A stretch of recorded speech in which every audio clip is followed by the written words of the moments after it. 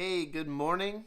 Happy Friday, February 2nd, 2024. This day will never come again, so make sure you enjoy it. Make sure you make the most of it. I'm doing what I got to do. I'm a little bit under a time limit this morning as far as side hustles go out. The kids have a half day, so I got to make sure I'm not late for that. So I've done one Walmart Spark order for $18.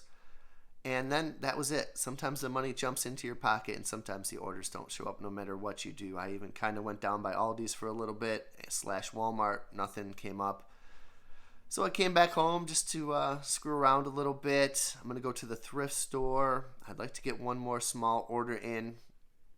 But just thinking about what's going on this weekend. I have to work Friday and Saturday night waiting tables. Tonight I think will be okay. Saturday looks quite busy. We have a 14 top, a 17 top, 2 sixes. It just, it clogs things up in the kitchen a little bit. And if the kitchen's happy, then usually everyone else is happy. But we'll get through it. We'll make some money. Last night we made a little bit over 100. It was a little bit slower. We were a little bit short-staffed too, which I think a lot of places are. For specials last night, we had 2 San Pellegrino sparkling waters, blood orange and lemon. We had a spicy tomato dipping oil for the bread that we serve warm. Soups were French onion gratin and shrimp bisque. Appetizers were jumbo shrimp cocktail and baked crab dip with crostinis. For entrees, we had a grilled 14-ounce bone-in dry-aged pork chop with mashed potatoes, pork gravy, and vegetable. Our next was pan-seared sea scallops with a bourbon cream sauce served with a classic risotto and vegetable. Then we had a sauté of beef sirloin steak and jumbo shrimp over penne pasta with a shiitake sweet chili demi-glaze sauce. We had a haddock au gratin, white mild fish with cracker crumbs topped with a Maryland-style crab cake, finished with a baby shrimp creamy cheese sauce with rice and vegetables. We had a 23-ounce house prime boneless ribeye with mashed potato and vegetables, and a side of oven-roasted beets with a balsamic reduction and melted goat cheese that you can add to an entree tonight. I'll let you have a little time and I'll be right back. So that's what I say to every table. I'll be saying it quite a bit tonight, but the specials will change up a little bit. Hopefully I get one more order in. If not, I will be talking to you soon. Okay, it's 11 a.m.-ish on Friday. I just did my second order. It was for $16, so I only did 2 today. One's for $18, one's for $16. I was shooting for $50, but came up a little short. Time is of the essence because I got to get the kiddos. But I wanted to share a couple quick things before that time comes. The first is this kind of crazier Mercari story that I had that happened last night. When you're on all these different apps, you're going to run into some people who you don't quite hit it off with or whatever. So I have these ice skates. They're too small for the kids. They were a gift. There was 2, we had 2 pairs of them, basically new in box. So it wasn't really about the money. We're just trying to get rid of them. Whatever, it's all just a bonus. So I think I sold the first one for like 30 or 25 bucks. And so then I listed the second pair and I offered this person 25. And I'm at work and then they turn around and offer me 13. So I'm like, okay, that's kind of a drastic drop in price, but still I would have made $10 after fees and everything. And I'm like, you know what, 10 bucks, get rid of the box in the attic. You guys know I've been getting rid of boxes in the attic. So, okay, I'm fine with that. $10 and okay, deal. I send her the offer. She goes, can you send some actual pictures of the skates? Because I just had the new in box. I mean, it shows the ice skates on the box very clearly from all angles. And okay, when I get home from work, I'll send you those pictures. Also, do you have size 10 men's skates? Really? I'm not an ice skate store. No, if I had them, how would I randomly have another size 10 ice skates? That's just a random question to ask. Okay. I send her the pictures when I get out of work. And, okay, the listing has been updated. Okay, can you sell these for 10? And then I just blocked her. I was over at that point. That's a double dip, in my opinion. We had agreed on 13. And that was $12 under the original price. Then I agreed to it, and then you asked me to sell for even lower. I don't like that. I didn't like that at all.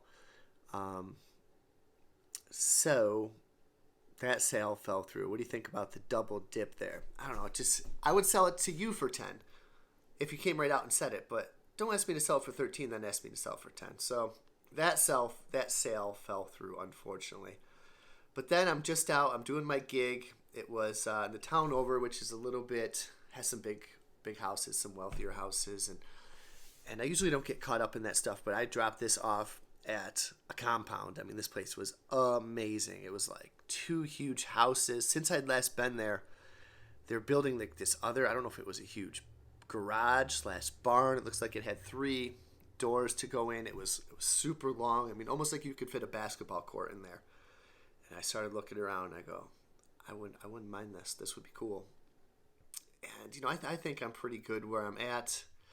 I don't have a ton of desires, but that would be fun, right? Who doesn't want a little bit more? Everyone would want a little bit more. Then I was thinking, what would I do with that big, huge barn that they were building? As long as a basketball court and massively high, and three cars. What would I do? I'd fill it with stuff. That's what I'd do. I want some stuff. Some old Coca-Cola items, the antique ones. I like those. Those are cool. Some sports memorabilia, more and more records. Anything. Give me some stuff. I'd fill that thing with stuff. And then what? Would I be happy? I would say I'd be no happier than I am now in general. What do you find at the top of a mountain that you scale? Only the Zen you bring up there, right? Only what you are bringing up there. So that's why that money and space and stuff isn't the answer to life. I think the answer to life is figuring out what we're doing here and why. And I think Jim Carrey had said it. He goes, being rich and famous isn't the meaning to life. He goes, I wish everyone could get rich and famous for just a little while so they could see that. Yeah, it's going to take away a lot of issues. Just George Harrison said, it's really good, rich and famous is good. Get it out of the way early, like he did, and then you see that it's not really what it's all about. And of course, it's easy to say, but what is it all about? I think what and why we're doing here, and joy and happiness and contentment and peace, and money and riches and stuff do not bring that. And it reminded me of a Bob Dylan line from the song Idiot Wind that I never really thought. I thought it was more of a put down towards a girl. You'll find out when you reach the top, you're on the bottom. That's just kind of just one of many digs in that very angry, bitter song, which I love. You'll find out when you reach the top that you're on the bottom, because there's still so much more. Yeah, you reach the top, but you don't have anything with you. You didn't bring any Zen up there. You're still on the bottom. There's so much more spiritual and contentment that you need. You could write a hit song or do something, be discovered, win the lottery. You'll find out when you reach the top, you're on the bottom. Unless you're bringing that stuff up there, the Zen, the spirituality, the peace, the contentment with you up to the top. So think about that. And I know that is the goal that I'm trying to achieve, and I'm achieving it at this moment, and that's all we have is this moment. So I'm feeling good about that. And I hope this moment finds you well and gives you something to think about. Break free.